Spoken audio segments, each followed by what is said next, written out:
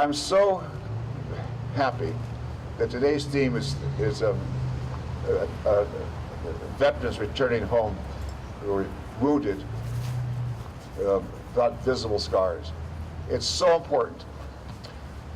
Every one of us, either directly, a family member or a good friend, knows that a service men or women who has come home has been affected by the tragedy and the killing, whether it's Afghanistan, Iraq, what is PTSD. It's so pervasive. Hits us in so many ways. Even hits good friends of ours when they come back. And as was stated before, it's true. When someone goes overseas, the person who comes back is a different person. It's a different person. It's not the same one that went over, because of experiences, many of them tragic, that service men and women have experienced. It happened to one of my very best friends. His name is Dwayne. He was my college roommate. Religious fellow, Baptist, Bible on his desk.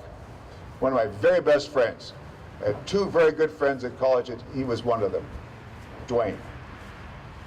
We graduated. Dwayne signed up in the Army, became a forward artillery observer over in Vietnam.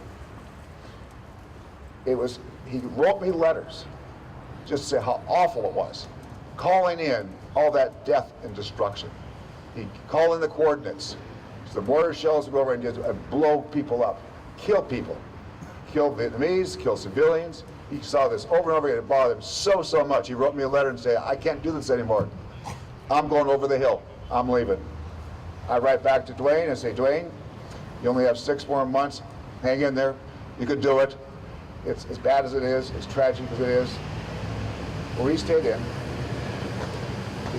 When I saw Dwayne 6, 8, 10 months later, it was not the same Dwayne. He was nervous. He was almost scary. I did not like being around my very best friend. He was so scary. It was not the same Dwayne. Right over here in my office, I received a telephone call from Dwayne's father. Max, this is Dwayne's dad. What's up? Well, Dwayne's in a little bit of trouble. What is it? Well, it turned out Dwayne was a counselor at a camp over in Oregon. I don't know all the details on drugs and counseling. And he just got something flipped, pulled out a big butcher knife, and killed one of his co-counselors and stabbed another person too. It went to prison, obviously. He's out now. He's in Southern California. But it was the kind of PTSD. It was the trauma of that war that caused that tremendous psychological personality change in Dwayne. It's just awful. In prison, he met a lady, a psychiatrist. They got married. That didn't work out. They're divorced. It just Vietnam and the tragedy, this trauma of war, just so upset, and so it's changed my good friend Dwayne. Well, we're doing something about the Dwayne samples of the world, and one person is here today I'm just very proud of, and that's Matt Coons of Helena. Matt served as an infantry officer in the Army and was recognized as distinguished member of the 35th Regiment. Matt's stepbrother also served as a member of the Montana National Guard in Iraq. They served together like brothers. They were very close. And like too many of our soldiers, Matt's stepbrother suffered from the unseen wounds of war. When the pain of coping with PTSD became too much to bear, Matt's stepbrother tragically took his own life. Matt's family devastated, but instead of giving up, Matt did something heroic. What did he do? He fought to make sure that no other family had to go through that same suffering. Worked closely with the Montana National Guard to develop a groundbreaking model for PTSD screening.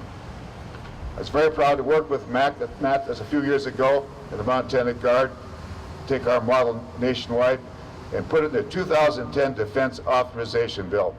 Let me just underline that point.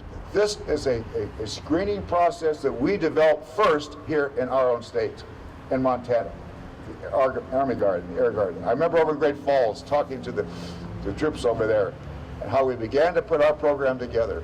I mean, it really comprehensive screening program, not just check the box. This is very comprehensive. It's screen up PTSD. It works so well that I worked to get it in the Defense Authorization Bill, so now it is standard procedure in our U.S. military. It began right here in Montana. We'd be very proud we put that together.